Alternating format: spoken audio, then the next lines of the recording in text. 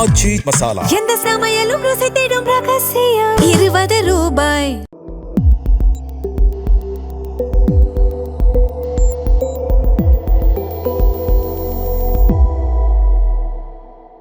தமிழ் தடம் நேயர்களுக்கு வணக்கம். நம்மோடு உரையாட ஊடகவியலாளர் திரு கேப்ரியல் இணைந்திருக்காங்க. அவங்க பேசலாம். அதுக்கு முன்பாக சப்ஸ்கிரைப் பண்ணால் வீடியோ பார்க்குறீங்க அப்படின்னா சப்ஸ்கிரைப் பண்ணிடுங்க. தொடர்ந்து உங்களுடைய ஆதரவை தமிழ் தடம் சேனலுக்கு கொடுங்க. வணக்கம். வணக்கம்.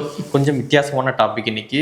உலகம் முழுக்க வேலை இழப்பு அப்படின்றது நடக்குது. லே ஆஃப் அப்படின்ற ஒரு விஷயம் வந்து நடக்குது.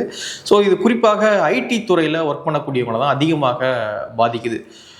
ஒரு டேட்டா என்ன சொல்லுது அப்படின்னு பார்த்தீங்கன்னா, இந்த ஆண்டு தொடங்கி இந்த 6 மாத காலத்தில், ஜனவரி டு ஜூன், இந்த 6 மாத காலத்தில் வந்து உலகம் முழுக்க ஐடியில் ஒர்க் பண்ணக்கூடிய 1.28 லட்சம் பேர் வேலையை வந்து இழந்திருக்காங்க அப்படின்னு வந்து சொல்லுது. 6 மாதத்துலேயே இப்படி அப்படின்னா இன்னும் 6 மாதம் இருக்கும்பொழுது எவ்வளோ பேர் வேலை இழக்க போகிறாங்க அப்படின்றது தெரியல. காரணம் ஏஐ. ஸோ ஏஐ காரணமாக இந்த பிரச்சனை வந்து உலகம் முழுக்க எழுந்திருக்கு. ஸோ இந்த வேலை இழப்பு அப்படின்றது எந்த அளவுக்கு போயிட்டு இருக்கு அப்படின்னு பார்க்குறீங்க? அதான் இந்த லே ஆஃப்ஸ் பார்த்தோன்னா நடந்துட்டு இருக்கு. வேலை இழப்புகள் பெரிய பெரிய நிறுவனங்களில் அதிகமாக நடந்துட்டு இருக்கு. பெரிய பெரிய நிறுவனங்களில் பார்த்தோம்னா நிறைய எம்ப்ளாயீஸ் அவங்க வெளியேற்றிட்டு இருக்காங்க. முக்கியமாக அமெரிக்காவில் பெரிய அளவில் நடந்திருக்கு.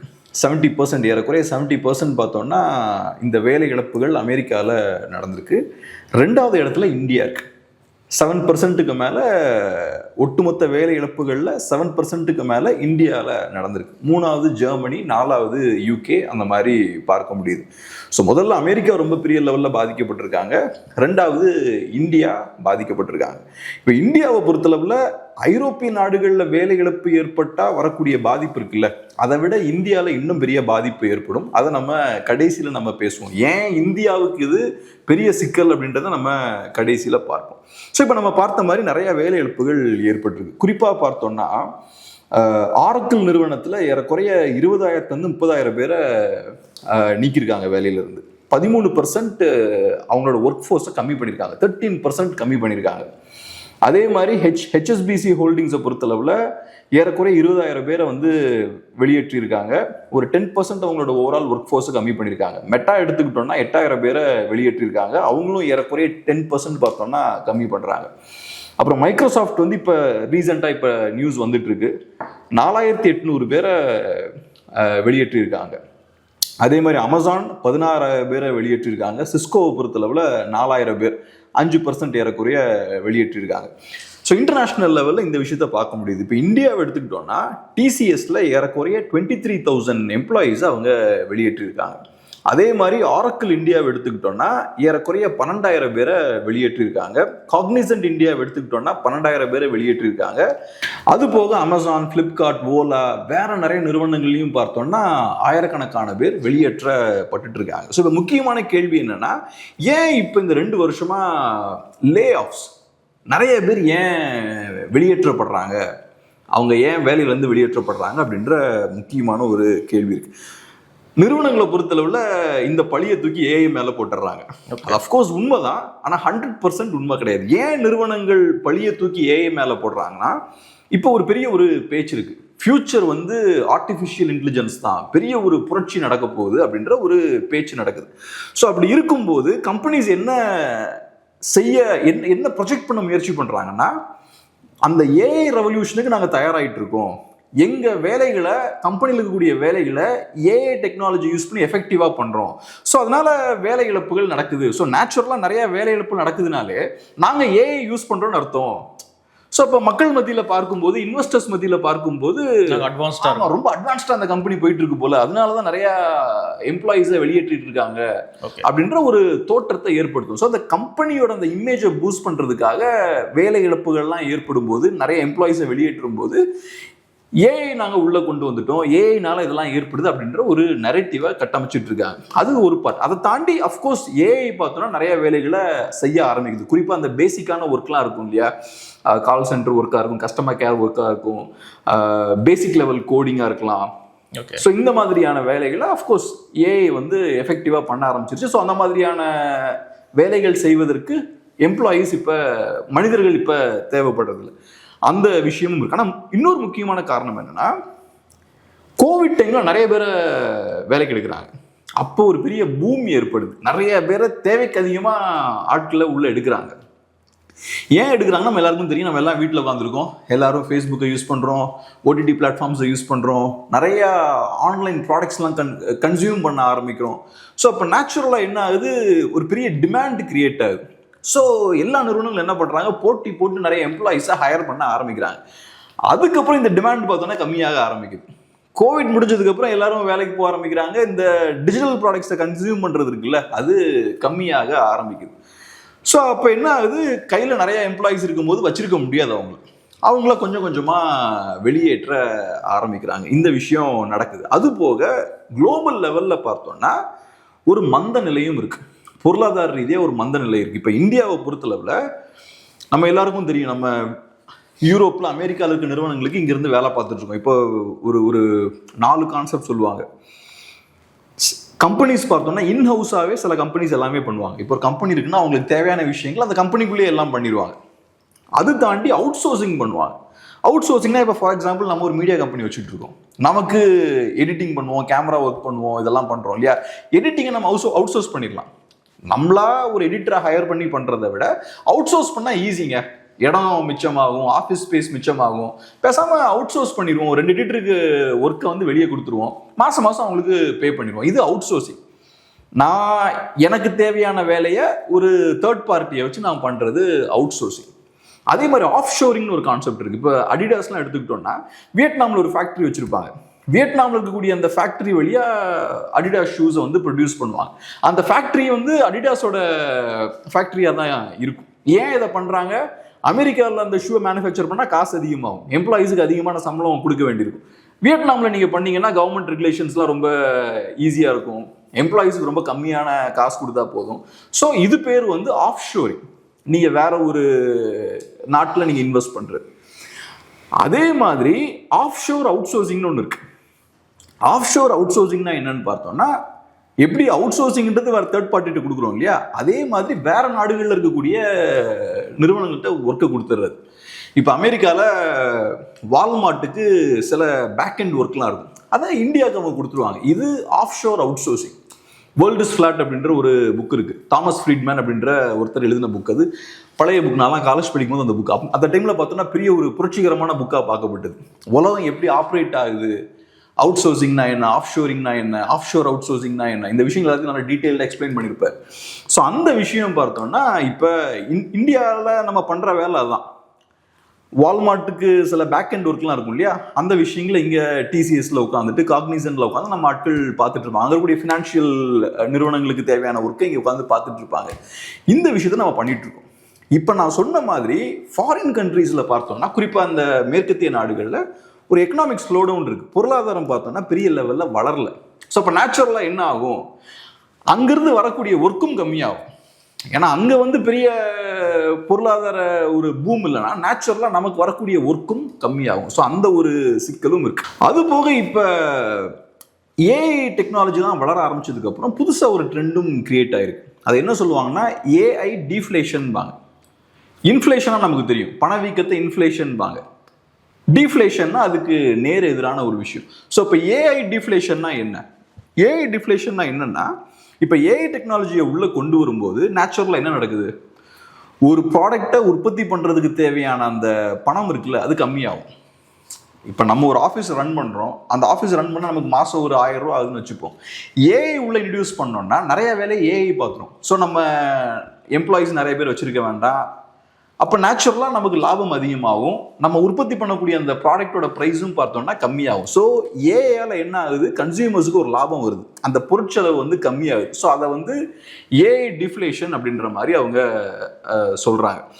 ஸோ இப்போ என்ன ஆகுதுன்னா, ஏஐ வந்ததுக்கப்புறம் மேற்கத்திய நாடுகளில் இந்தியா மாதிரியான ஒரு நாட்டுக்கு அவங்க ஆஃப்ஷோர் அவுட் சோர்சிங் ஒர்க் பண்ணணும் அவசியம் இல்லை, அங்கே இருக்கிற வேலையை இங்கே அனுப்பணும்னு அவசியம் இல்லை, அவங்க நாட்டிலேயே அவங்க பண்ணிடலாம் ஏஐ யூஸ் பண்ணி. ஏன்னா நம்ம பார்க்குறது ஒன்றும் பெரிய அட்வான்ஸ்டான ஒர்க்லாம் கிடையாது, பேசிக்கான ஒர்க் தான் மோஸ்ட்லி நம்ம பார்க்குறோம். ஸோ அந்த வேலையை அவங்க அங்கேயே பண்ணுறாங்க. ஸோ இந்த ஒரு விஷயம் நடக்குது. இது நடக்கும்போது அதோட சேர்த்து என்ன நடக்குதுன்னு பார்த்தோம்னா, ஏஐ ரீஷோரிங் அப்படின்ற ஒரு விஷயம் நடக்குது. ஏஐ ரீஷோரிங்னா அங்கே போன வேலை வாய்ப்புகள் திருப்பி அமெரிக்காவுக்கே வருது, திரும்ப யூரோப்புக்கே வருது. ஏன் வருது, ஏஐ இருக்கும்போது நம்ம இந்தியாவுக்கு அனுப்ப வேண்டிய அவசியம் இல்லை. அந்த ஒர்க்கை இங்க அனுப்பி வைக்க வேண்டிய அவசியம் இல்லை. ஸோ அந்த ஒர்க்கை என்ன ஆகுது, அங்க இருந்து திருப்பி வெஸ்ட்டுக்கே திரும்ப போகுது. வெஸ்ட்டுக்கு போகுது, யூஎஸ்க்கு போகுது அப்படின்றீங்க. ஆனா அங்கேயுமே வேலை இழப்பு அப்படின்றது நடைபெறுது. ரைட், அதையும் தாண்டி நடக்குது. ஸோ யூஎஸ் மட்டும் இல்லை, யூஎஸ்க்கும் போகுது, யூரோப்புக்கும் போகுது. ஸோ இப்போ என்ன ஆகுதுன்னா, ஏஐ உள்ள வந்ததுக்கு அப்புறம் பார்த்தோம்னா நிறைய மேசிவ் ஜாப் லாஸ் வந்து ஏற்படுது. அங்கே இருக்கக்கூடிய சில ஜாப்ஸ் வந்து இங்கே திரும்ப ரிட்டர்ன் ஆனாலும் அதை தாண்டி பெரிய டிஸ்ட்ரப்ஷனை ஏஐ ஏற்படுத்திட்டு இருக்கு. இதில் பியூட்டி என்னன்னு பார்த்தோம்னா, யூஸ்வலாக லே ஆஃப்ஸ் நடக்குதுன்னா பெரிய அளவில் நஷ்டம் இருக்கும். ஒரு கம்பெனியில் நஷ்டம் இருந்தால் தான் லே ஆஃப்ஸ் நடக்கும். யூஸ்வலாக அப்போ தான் நிறைய பேரை வெளியிட்டுருவாங்க. நம்ம டிவி இண்டஸ்ட்ரியில் நம்ம பார்த்துருக்கோம், நஷ்டங்கள் நிறைய வரும்போது டெலிவிஷன் சேனல்ஸ் வந்து நிறைய பேர் வெளியேற்றப்படுவாங்க. ஆனால் இப்போ இந்த ஏஐ நிறுவனங்கள் எடுத்துக்கிட்டோம்னா, இல்லாட்டி இந்த டெக்னாலஜி இந்த கம்பெனிஸ்லாம் இப்போ நான் சொன்னேன்ல, நிறைய நிறுவனங்கள்ல இருந்து ஆட்களை வெளியேற்றிருக்காங்கல்ல, இந்த கம்பெனிஸ் எல்லாமே பார்த்தோம்னா ப்ராஃபிட்டபிளாக ரன் ஆகிற கம்பெனிஸாக இருக்கு. அதுவும் ரெக்கார்ட் ப்ராஃபிட்ஸ் அவங்க ரெஜிஸ்டர் பண்ணியிருக்காங்க. எல்லாம் பயங்கரமான ப்ராஃபிட் ஜென்ரேட்டிங் கம்பெனிஸாக இருக்காங்க. ஸோ இப்போ என்ன ஆகுதுன்னு பார்த்தோம்னா, இந்த ப்ராஃபிட் எப்படி ஜென்ரேட் ஆகுதுன்னு பார்த்தோம்னா, ஒன்று ஆட்களை கம்மி பண்ணுறாங்க, ரெண்டாவது அவங்க செய்யக்கூடிய வேலையை ஏஐ வச்சு ஓரளவுக்கு அவங்க ரிப்ளேஸ் பண்ணுறாங்க. ஸோ நேச்சுரலாக ஆட்களை வெளியேற்றும் போது ப்ராஃபிட்ஸ் இன்க்ரீஸ் ஆகும். நீங்கள் எம்ப்ளாயீஸுக்கு பே பண்ண வேண்டியது. ஏன்னா இப்போ ஒரு கம்பெனியை பொறுத்தளவில் பேசிக்காக கணக்கு பார்த்தோம்னா டோட்டல் ரெவென்யூ, அப்புறம் எக்ஸ்பெண்டிச்சர். ரெவென்யூலேருந்து எக்ஸ்பெண்டிச்சரை கழிச்சிங்கன்னா அதான் ப்ராஃபிட்.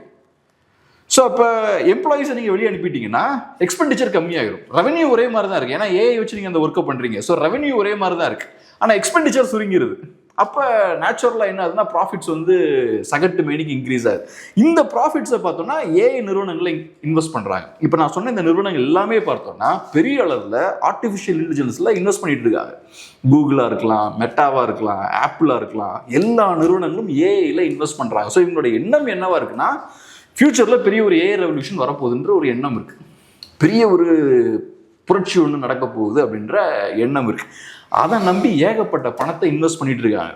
இப்போ முக்கியமான கேள்வி என்னன்னா, இது ஒரு பபுளா இல்லைன்னா நிஜமாவே ஒரு ரெவல்யூஷன் வரப்போகுது அப்படின்ற கேள்வி இருக்கு. ஏன்னா இதுக்கு முன்னாடி .com பபுள் இருந்தது.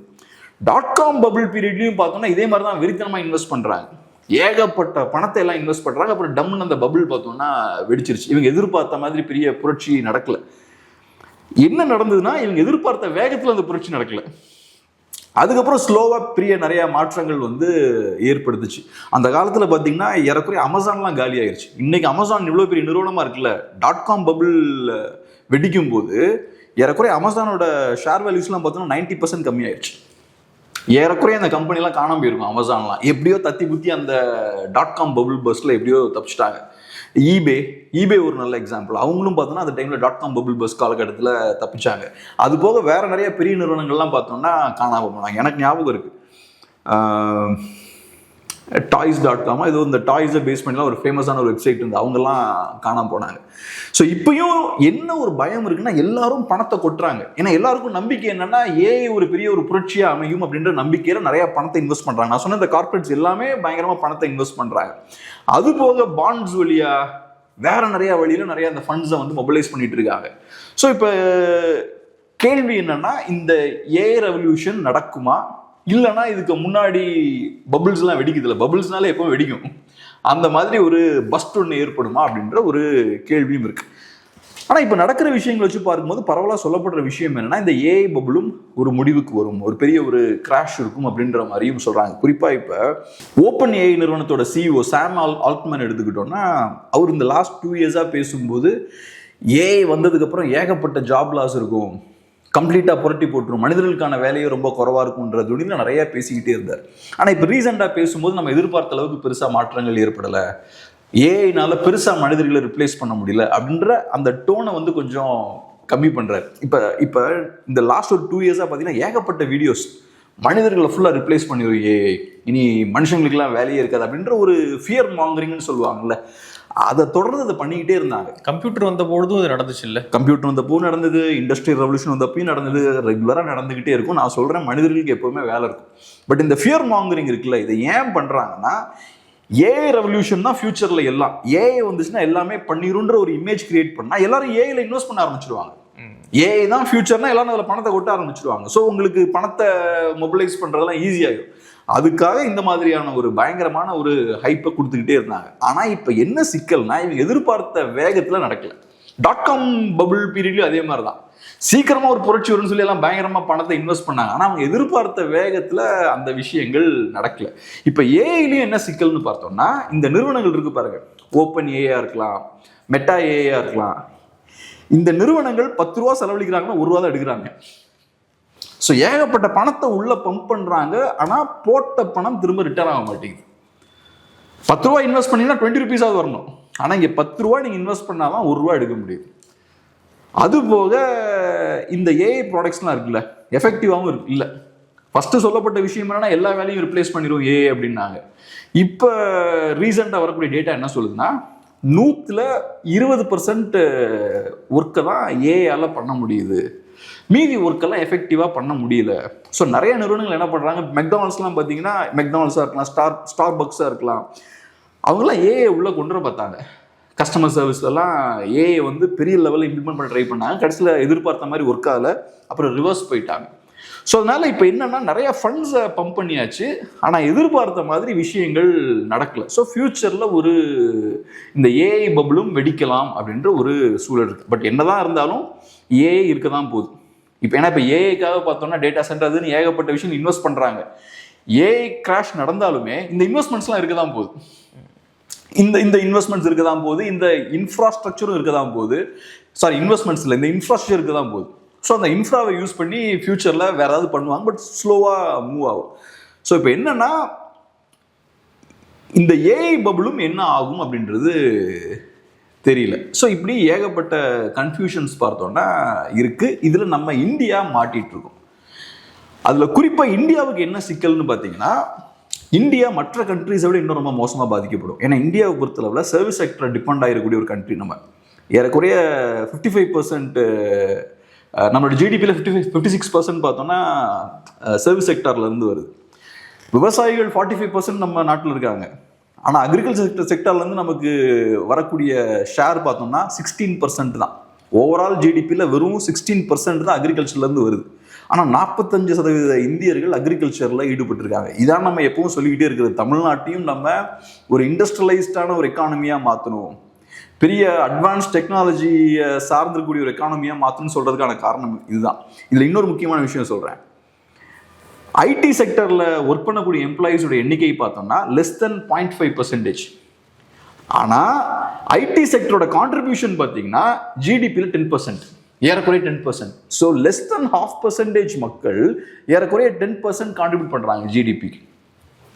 அப்போ இந்தியன் எக்கானமி ஐடி செக்டரை பெரிய அளவில் சார்ந்திருக்கு. சைனாவில் இந்த கதை கிடையாது.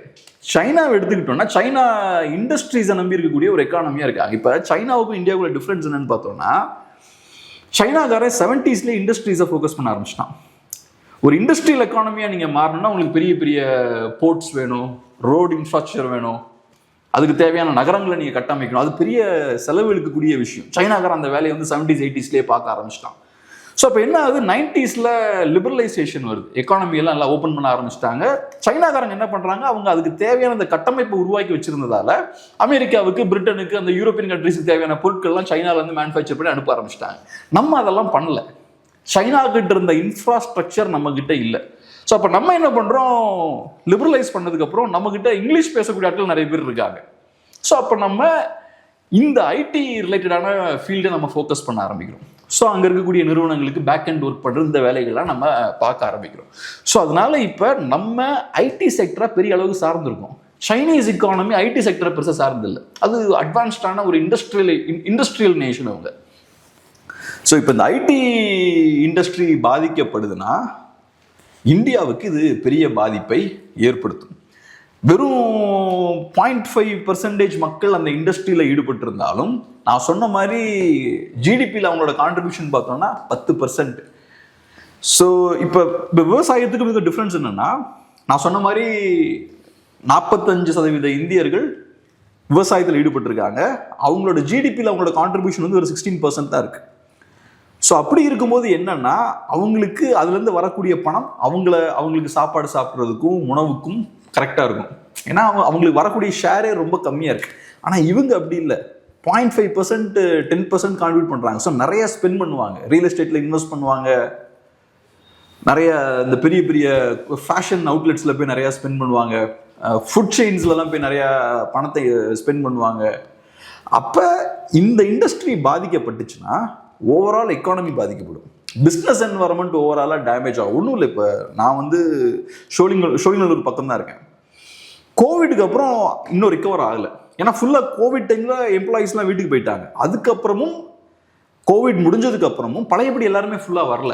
ஸோ இன்னைக்கும் பார்த்தா நல்லா ஞாபகம் இருக்கும், ஒரு 6 இயர்ஸ்க்கு முன்னாடி அங்கே இருந்த பிஸ்னஸ் என்வரன்மெண்ட் இன்னைக்கு இல்லை. ஏன்னா இப்போ ஸ்பெண்ட் பண்ணுறதுக்கு ஆட்கள் இல்லை. ஸோ இப்போ நான் சொன்னேன் பாருங்க, ஆரக்கிள் இந்தியாவில், அப்புறம் மெட்டாவில், டிசிஎஸ்ல நிறைய ஜாப் லாஸ்லாம் ஏற்பட்டுருக்கு பாருங்க. ஒவ்வொரு ஜாப் லாஸும் ஏற்படுதுன்னா ஏறக்குறைய 50,000 1 லட்ச ரூபா மார்க்கெட்லேருந்து காணாமல் போகுதுன்னு அர்த்தம்.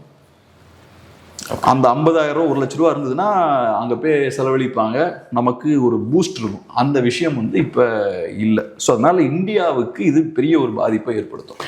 அதே போல் நியர் ஷோரிங் அப்படின்ற ஒரு கான்செப்டும் பார்த்தோம்னா அந்த சமீப காலத்தில் டெவலப் ஆயிருக்கு.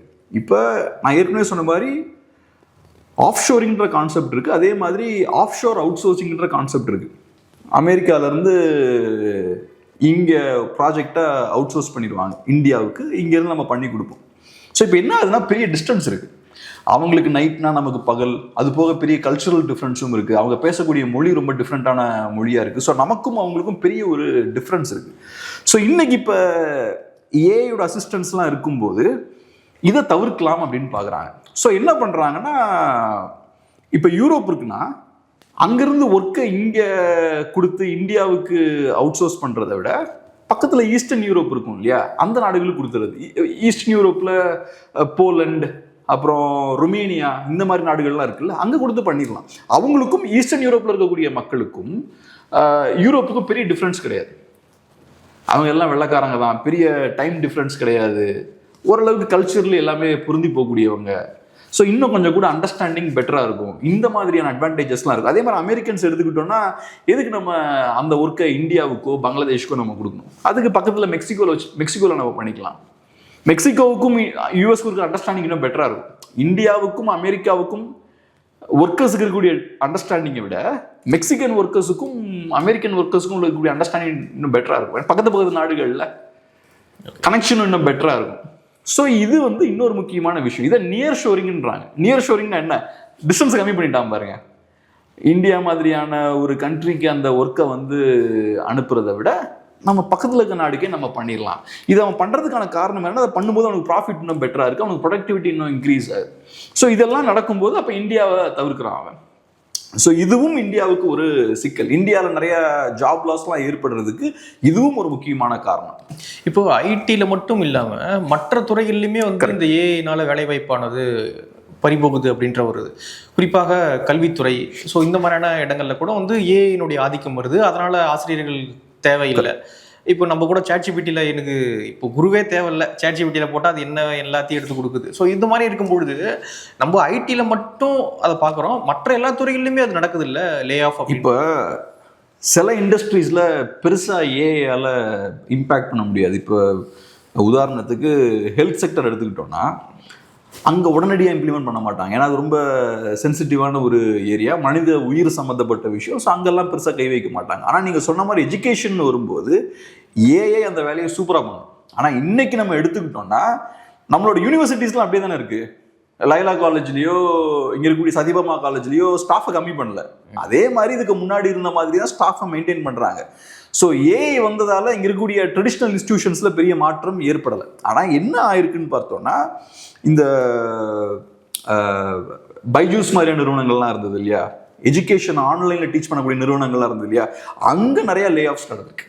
அந்த மாதிரியான நிறுவனங்களும் நிறைய பேரை வீட்டுக்கு அனுப்பியிருக்காங்க. ஏன்னா அங்கே இப்போ இந்த கோர்ஸ் டெவலப் பண்ணுறதுக்கு, கரிக்குலம் டெவலப் பண்ணுறதுக்குலாம் மனிதர்கள் தேவையில்லை. அந்த ஒர்க்கை ஏஐ இப்போ ரொம்ப எஃபெக்டிவாக பண்ணுது. ஸோ அந்த இடத்துல ஆட்கள் நிறைய பேரை வெளியேற்றிருக்காங்க. இப்போ நிறைய, பட் அதுவும் ஐடி செக்டர் கீழே தான் வரும்ன்றேன். இப்போ நிறைய இப்போ இங்கிலீஷ் கற்றுக் கொடுக்கக்கூடிய ஆப்ஸ்லாம் இருக்கு, அதுக்கெல்லாம் மனிதர்கள் தேவையில்லை. இப்போ முன்னாடி வந்து இந்த ஆங்கிலோஃபோனு, இங்கிலீஷ் பார்ட்னர் அப்படின்லாம் வச்சு அதுல இருந்து ஆள் மூலியமா கற்றுக் கொடுப்பாங்க. இப்போ என்னன்னா ஒரு ஆப் இன்ட்ரடியூஸ் பண்றாங்க, நீங்க ரெஜிஸ்டர் பண்ணிட்டீங்கன்னா உங்களுக்கு தேவையானது அந்த ஆப் பார்த்துக்கும் அப்படின்றாங்க. அப்ப இருக்கும்போது ஒரு 4-5 பேர் அந்த இடத்துல இருக்கிறாங்க அப்படின்னா வேலை வாய்ப்பு கிடைப்பு ஏற்படுது இல்லையா? எக்ஸாக்ட்லி. ஸோ இந்த மாதிரியான சில செக்டார்ஸ்ல பார்த்தோம்னா பெரிய பாதிப்பு இருக்கு. அதான் நான் சொன்ன மாதிரி ஃபர்ஸ்ட் எதிர்பார்த்தது என்னன்னா பெரிய ஒரு புரட்சியை எல்லா இடத்துலையும் ஏற்படுத்தும்னு நினைச்சாங்க. நிறைய இடங்கள்ல பெரிய புரட்சி ஏற்படுத்தும், ஆட்டோமேஷன் அது இதுலாம் வந்து பெரிய டிஸ்ட்ரப்ஷன் இருக்கும்னு நினைச்சாங்க.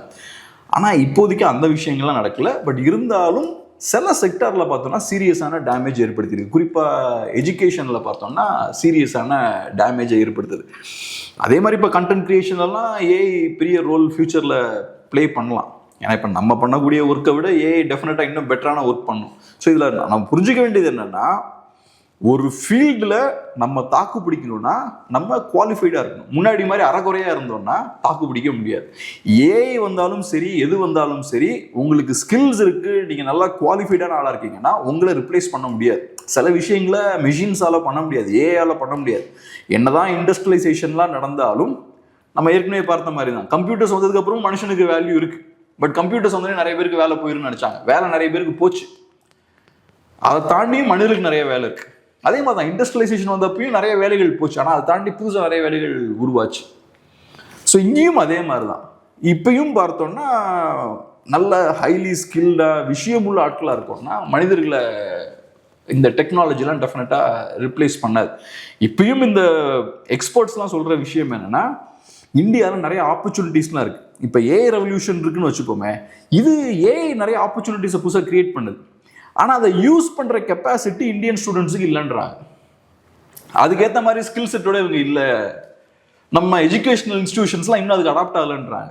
ஸோ இன்னைக்கு மாறி வரும் சூழலுக்கு ஏற்ற மாதிரி எஜுகேஷனல் இன்ஸ்டிடியூஷன்ஸ்லாம் அடாப்ட் ஆகணும். அதுக்கேற்ற மாதிரியான டீச்சிங் கோச்சிங்லாம் கொடுத்து கரெக்டான நாட்களை உருவாக்கணும். அந்த விஷயங்கள்லாம் இன்னும் நடக்கலைன்றாங்க. ஸோ இன்னைக்கு பார்த்தோம்னா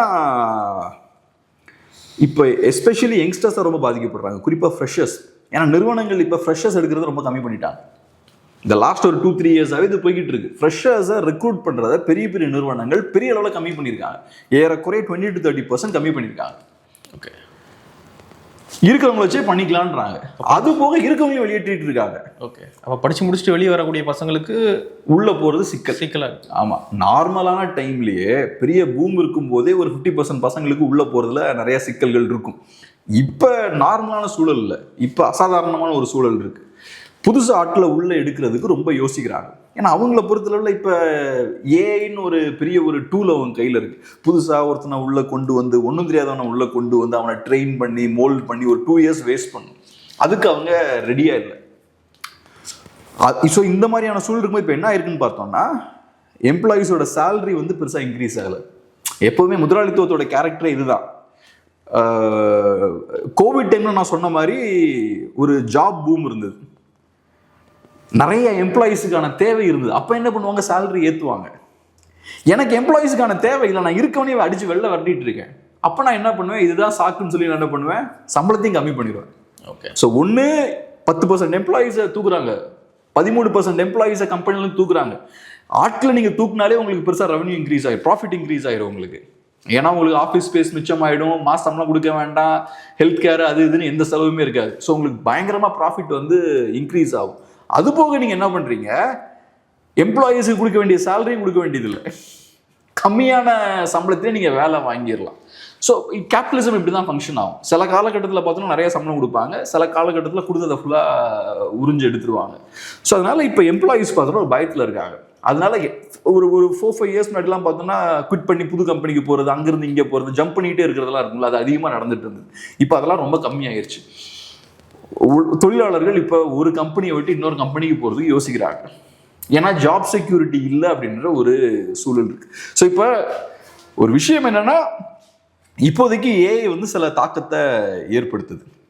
ஆனால் இப்போ ஏஐயாலையும் கம்ப்ளீட்டாக இதெல்லாம் ஃப்யூச்சரில் செய்ய முடியுமா அப்படின்ற ஒரு கேள்வியும் இருக்கு. ஏன்னா நான் சொன்ன மாதிரி இந்த ஏஐ நிறுவனங்களில் நிறைய பணத்தை போட்டாலும் அது சஸ்டெயினபிளாக இருக்கணும்னா 10 ரூபா போட்டால் 20 ரூபா எடுக்கணும், அப்போ தான் அது சஸ்டெயினபிளாக இருக்கும். இப்போ வெளியிலேருந்து பணத்தை பம்ப் பண்ணிக்கிட்டே இருக்காங்க, ஆனால் இந்த நிறுவனங்கள்லாம் நஷ்டத்தில் ஓடிட்டு இருக்கு. 10 ரூபா போட்டு 1 ரூபா எடுக்கிறாங்க. அப்போ இந்த நிறுவனங்கள்லாம் நாளைக்கு கொலாப்ஸ் ஆகிறதுக்கு நிறைய வாய்ப்பு இருக்கு. இந்த நிறுவனங்கள்லாம் கொலாப்ஸ் ஆனால் ஏஐ ரெவல்யூஷன் என்ன ஆகும்னு தெரில. ஏஐ ரெவல்யூஷன் நடக்க தான் போகுது, அதை ஸ்டாப் பண்ண முடியாது, ஆனால் ஸ்லோ டவுன் ஆகும். ஏன்னா பணம் நிறையா போட்டதுன்னா வேகமாக நடக்கும்.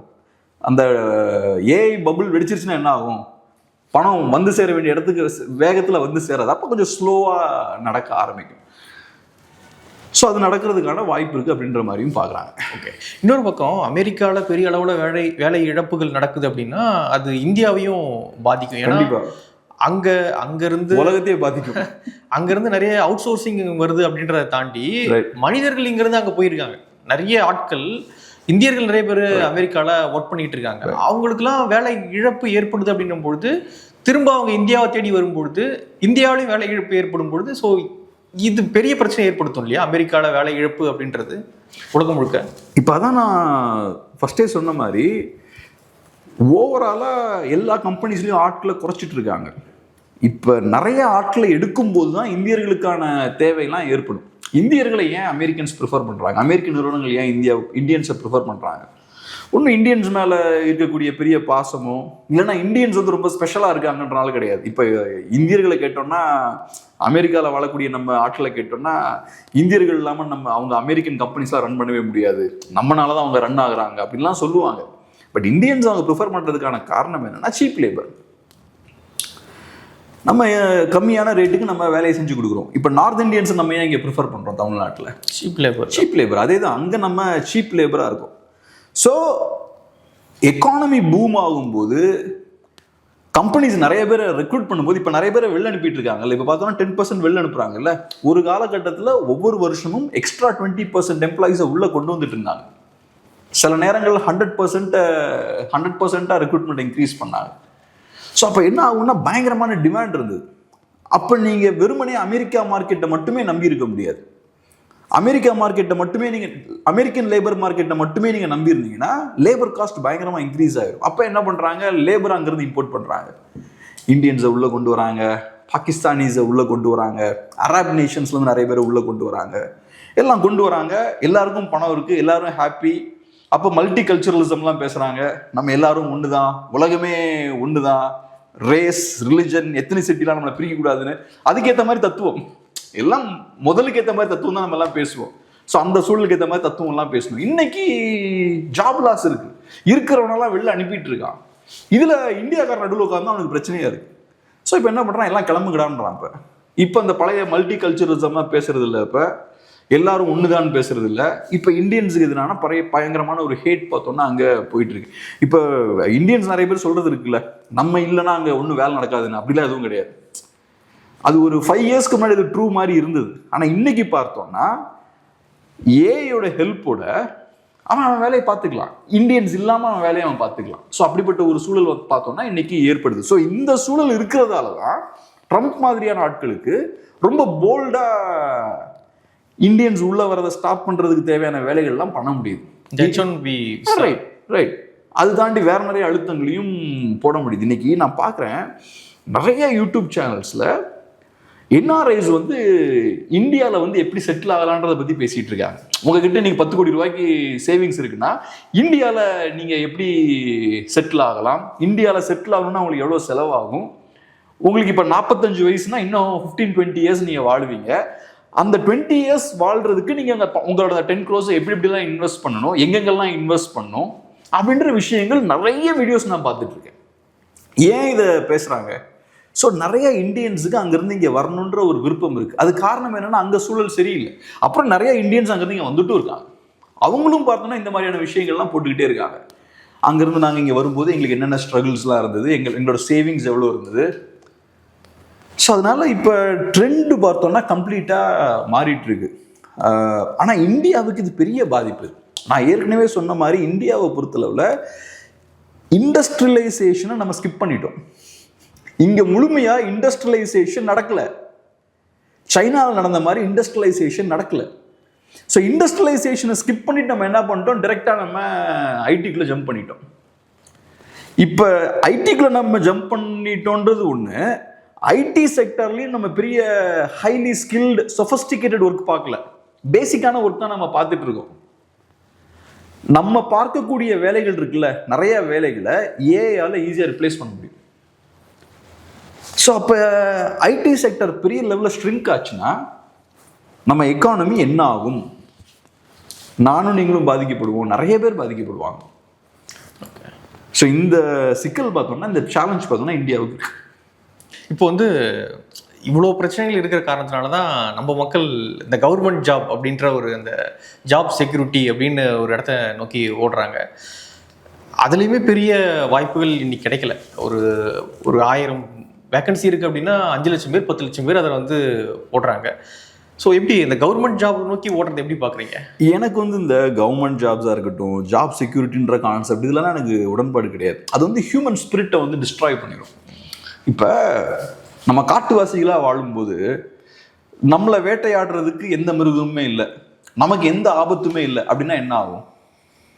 அப்படியே கிடக்க வேண்டியது. நம்ம ரொம்ப லெத்தார்ஜிக் ஆயிடுவோம். நம்ம என்ன பண்ணுவோம்? ஒரே இடத்துல உட்காந்துருப்போம். நம்மளை தற்காத்துக் கொள்வதற்கு தேவையான ஆயுதங்களை உருவாக்க மாட்டோம். நமக்கு தேவையான அந்த ஷெல்டரை நம்ம உருவாக்கிக்க மாட்டோம்.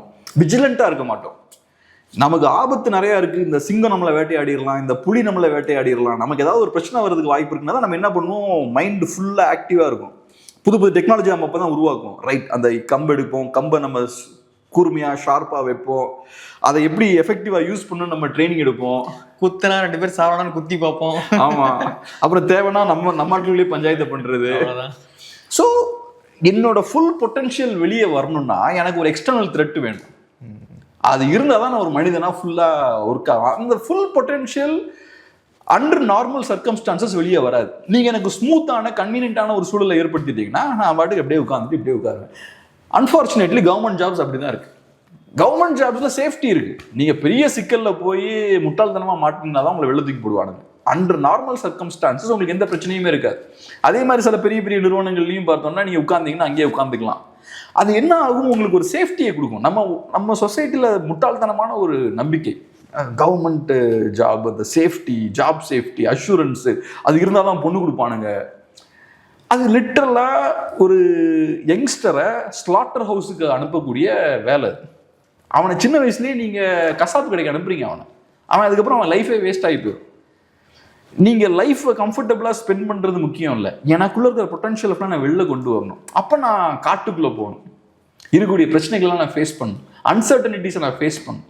ஸோ கேபிட்டலிசம்ல இருக்கக்கூடிய இந்த சிக்கல் இருக்குல்ல, இதுதான் நமக்குள்ள இருக்கக்கூடிய டேலண்ட்ஸ் எல்லாம் வெளில கொண்டு வரும். மார்க்கெட் எப்பவுமே ஸ்மூத்தாக இப்படியே போயிட்டு இருக்காது. அப்படி போகும் டம்முனு கீழே இறங்கும். நான் சொன்ன மாதிரி அமேசான் வந்து பார்த்தீங்கன்னா பயங்கரமா தத்தி புத்தி தப்பிச்சு வந்தாங்க.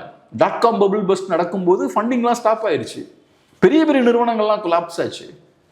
எனக்கு ஞாபகம் லைகோஸ்லாம் ஒரு நிறுவனம் உண்டு, சர்ச் இன்ஜின். அப்போ அவங்கெல்லாம் கொலாப்ஸ் ஆகிட்டாங்க. அப்போ நான் சொன்ன டாய்ஸ்.com என்னமோ ஒரு கம்பெனி, ஏதோ வேற சில வார்த்தைகளும் வரும் அதில், அவங்க பஸ்ட் ஆகிட்டாங்க. அமேசான் அப்போ என்ன பண்ணாங்க? எம்ப்ளாயீஸ் எல்லாம் கம்மி பண்ணாங்க, இன்னும் கொஞ்சம் கூட ஃபோக்கஸ்ட் ஆனாங்க. ஸோ அப்போ அமேசான் என்ன பண்ணுறாங்க? ஒரு பெரிய சேலஞ்ச் இருக்கும்போது அந்த சேலஞ்சை ஃபேஸ் பண்ணுறதுக்கு அவங்க சண்டைக்கு ரெடி ஆகுறாங்க. ஸோ நம்ம ரிசோர்ஸ்லாம் நீ வேஸ்ட் பண்ணக்கூடாது, நம்ம இருக்கக்கூடிய டீம் வச்சு எஃபெக்டிவாக ஒர்க் பண்ணணும். ஸோ ஒரு பெரிய சேலஞ்ச் வரும்போது அந்த சேலஞ்ச் வந்து அமேசானை இன்னும் ஸ்ட்ராங் ஆகுது. அப்புறம் எக்கானமி பூம் ஆகும்போது என்ன ஆகுது? அமேசான் ஸ்ட்ராங்கான பொசிஷனில் இருக்காங்க, டப்புன்னு அடித்து மேலே வராங்க. மனிதர்களுக்கும் அதுதான். ஸோ நம்ம ஏஐ வருதுன்னா அது ஒரு சேலஞ்ச். அந்த சேலஞ்சை ஒரு வாய்ப்பாக நம்ம பயன்படுத்தி அதை ஃபைட் பண்ணுறது ரெடி ஆகணும். ஏஐ என்ன நம்ம கற்றுக்கணும்.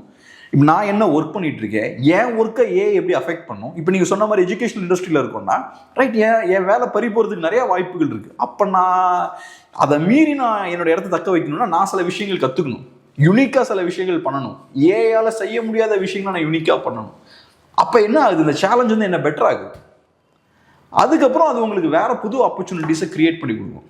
அது இல்லாம ஐயோ மார்க்கெட்லாம் சரியில்லைங்க, நம்ம பாட்டுக்கு போய் கவர்மெண்ட் ஜாப்ல போய் உட்காந்துக்கலாங்க, 30-40 ரெகுலரா கிடைக்கும், சாகுற வரைக்கும் கிடைக்கும். ஆமா, சாகுற வரைக்கும் கிடைக்கும். செத்ததுக்கு அப்புறமும் ஒய்ஃபுக்கு ஃபேமிலிக்கெல்லாம் பணம் போகாதி வரும். அந்த ஆட்டிடியூட் வந்து ஒரு எனக்கு தெரிஞ்சு அது வந்து ஒரு ஒரு ஃபைட்டிங் ஸ்பிரிட்டை கொல்ற ஆட்டிடியூட். கொஞ்ச நாளைக்கு முன்னாடி ஒரு வீடியோ ஒன்று பார்த்தேன். அதில் ஒருத்தர் சொல்கிறாரு, நிறைய கவர்மெண்ட் ஜாபில் வந்து டெக்னாலஜி கொண்டு வரதுல பிரச்சனை இருக்குது. கவர்மெண்ட் அந்த ஆஃபீஸுக்குள்ளே டெக்னாலஜி கொண்டு வரதுல பிரச்சனை இருக்குது. என்ன காரணம்னா அங்கே இருக்கக்கூடிய ஆட்கள்லாம் ரொம்ப பழைய ஆட்களாக இருக்காங்க.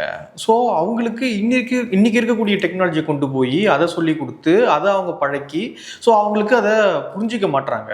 அதனால் அவங்க ஒரு புது டெக்னாலஜி உள்ளே வருது அப்படின்னு ஏதாவது ஒரு ஆப் ஒன்று இன்ஸ்டால் பண்ணுறோம் அப்படின்னு கவர்மெண்ட் சொன்னால் கூட ஆஃபீஸ்குள்ளெலாம் வந்து ஒரு எதிர்ப்பு தெரிவிக்கிறாங்களா, இல்லை இதே கரெக்டாக தாங்க இருக்குது, நாங்கள் இதே பார்த்துக்குறோங்க அப்படின்ற மாதிரி சொல்கிறாங்க. அப்படின்னா அதுக்கு காரணம் அவங்களுக்கு தெரியும், சிஸ்டம் எஃபிஷியன்ட் ஆச்சுன்னா நமக்கு இங்கே வேலை இருக்காதுன்னு அவங்களுக்கு தெரியும்.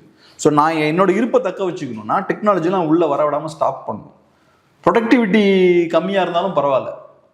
இப்போ ஒன்றும் இல்லை, எனக்கு ஒரு ஆச்சரியமான விஷயம் என்னென்னா கவர்மெண்ட் பேங்க்ஸோட ஆப்ஸ்லாம் பார்த்தோம்னா குப்பை மாதிரி இருக்கும், குவாலிட்டியே இல்லை. அது இப்போ இதே ப்ரைவேட் பேங்க்ஸோட ஆப்ஸ் பார்த்தோம்னா எஃபெக்டிவாக இருக்கு. எனக்கு அதை பார்க்கும்போது எனக்கு என்ன தோணுன்னா, இப்போ நம்ம ஒரு கவர்மெண்ட் பேங்க்குக்கு போனோம்னா நம்ம உடனே சர்வீஸ் கிடைக்காது. அதே மாதிரி என்கிட்ட இப்போ சின்ன சிக்கலாவது இருக்குன்னா பெருசாக ரெஸ்பாண்ட் பண்ண மாட்டாங்க, அது சரி பண்ணிட்டு அப்போ தான் பதில் சொல்லுவேன். இதே ப்ரைவேட்னு அப்படி கிடையாது. எனக்கு ஒரு பிரச்சனை இருக்குன்னா அதை எப்படி சால்வ் பண்ணலான்னு பார்ப்பாங்க.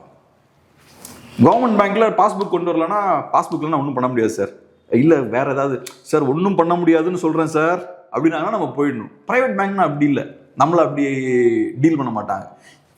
உன்ட்டு ஒரு பிரச்சனை இருக்குது, அதை எப்படி நான் சால்வ் பண்ணலான்னு அவங்க யோசிப்பாங்க.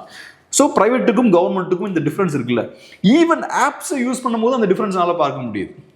அங்கேயும் பார்த்தோன்னா அந்த கவர்மெண்ட் ஆப் வந்து முக்கியம் தான் செயல்படுது. ஸோ அப்போ ஏதோ ஒரு ஃபண்டமெண்டலாக அங்கே ஏதோ ஒரு சிக்கல் இருக்குது. எனக்கு ஒரு நல்ல எக்ஸாம்பிள் என்னன்னா, நான் ஒரு டிவியோட கொஞ்ச நாள் ஒர்க் பண்ணேன். அது ஒரு பழைய டிவின்னு வச்சுக்கோங்க, பழைய டிவி நிறுவனம். அவங்க ஒரு டிவி சேனல் எடிட்டர்ஸ் அங்கே இருக்காங்க. அவங்கெல்லாம் 15 இயர்ஸ் அங்கேயே ஒர்க் பண்ணவங்க, 15-10 இயர்ஸ் ஒர்க் பண்ணவங்க. இன்னைக்கு சாஃப்ட்வேர்லாம் மாறிடுச்சு, எடிட்டிங் டூல்ஸ் எல்லாம் மாறிடுச்சு. அவங்க பழைய ஸ்டைலே எடிட் பண்ணுறாங்க. அந்த நிறுவனம் என்ன சொல்கிறாங்க, நாங்கள் உங்களுக்கு ஒரு 3 மாதம் பே பண்ணுறோம், நீங்கள் ஆனால் இந்த புது சாஃப்ட்வேர்லாம் கற்றுக்கோங்கன்றாங்க. நான் உன்னை வெளியிலாம் தூக்கல, நியாயமான கம்பெனியாக இருந்தால் உனக்கு இந்த ஸ்கில் இல்லைன்னா வெளில தூக்கிடுவாங்க, தூக்கிட்டு புது ஆட்டில் எடுத்துருவாங்க. இவங்க என்ன சொல்கிறாங்க, உங்களை நாங்கள் வேலையில் தான் தூக்கல, உங்களுக்கு நான் உட்கார வச்சு ட்ரெயின் பண்ணுறோம், அதுக்கு நான் சம்பளமும் கொடுக்குறேன், 3 மாதம் சம்பளம் கொடுக்குறேன், ட்ரெயின் பண்ணுறேன், பண்ணுங்க, கற்றுக்குங்க. அதுக்கு அவங்க ரெடியாக இல்லை. எனக்கு அப்போ தான் ஆச்சரியமாக இருக்குது, என்னடா இப்படி இருக்கீங்க மண்ணு மாதிரின்னு. அப்போ என்ன லைஃப் இது? ஸோ உங்களை பொறுத்தளவில் அந்த ஜாபை நீங்கள் எப்படி பார்க்குறீங்கன்னா, அந்த ஜாபை நல்லா செய்யணும், குவாலிட்டியாக பண்ணணும் அப்படின்ற எண்ணம் உங்களுக்கு இல்லை. எண்ணம் இருந்தால் புது புது விஷயத்தை கற்றுக்கணும்னு நினைப்பீங்க. உங்களை பொறுத்தளவில் நான் 10 மணிக்கு வருவேன், 6 மணிக்கு போவேன், எனக்கு மாதம் சம்பளம் நீ கொடுக்கணும். இதை நான் பண்ணுறதுக்கான காரணம் எனக்கு சம்பளம் வேணும், வேறு எதுவுமே கிடையாது. எனக்கு அந்த ஒர்க்கில் எந்த இன்ட்ரெஸ்ட்டும் கிடையாது. இப்படி ஒரு மனிதன் இருக்க முடியாது. நான் ஒரு ப்ராடக்டை ப்ரொடியூஸ் பண்ணுறேன்ல, அதில் ஒரு ப்ரைடு இருக்கணும். இப்போ நம்ம இந்த வீடியோ ப்ரொடியூஸ் பண்ணுறோம்னா இதில் எனக்கு ஒரு சென்ஸ் ஆஃப் ஓனர்ஷிப் இருக்கணும், ப்ரைடு இருக்கணும், எனக்கு ஒரு பெருமை இருக்கணும், இதை பார்த்து இதை பண்ணும்போது சந்தோஷம் இருக்கணும், சாட்டிஸ்ஃபேக்ஷன் இருக்கணும். இது எதுவுமே இல்லாமல் இருந்தால் எதுக்கு நான் இங்கே வந்து உட்காந்துருக்கணும்? அது எல்லாருக்கும் பொருந்தும். ஸோ அதனால் எனக்கு அந்த விஷயமும் வேணும். அதெல்லாம் வேணும்னா கவர்மெண்ட் ஜாப்ல அதெல்லாம் கிடைக்காது. ஓகே, பார்க்கலாம் மக்கள் எப்படி இந்த வீடியோ ரிசீவ் பண்ணுறாங்க அப்படின்னு. கருத்துக்கள் எதுவாக இருந்தாலும் கீழே கமெண்ட்டில் தெரிவிங்க. நன்றி.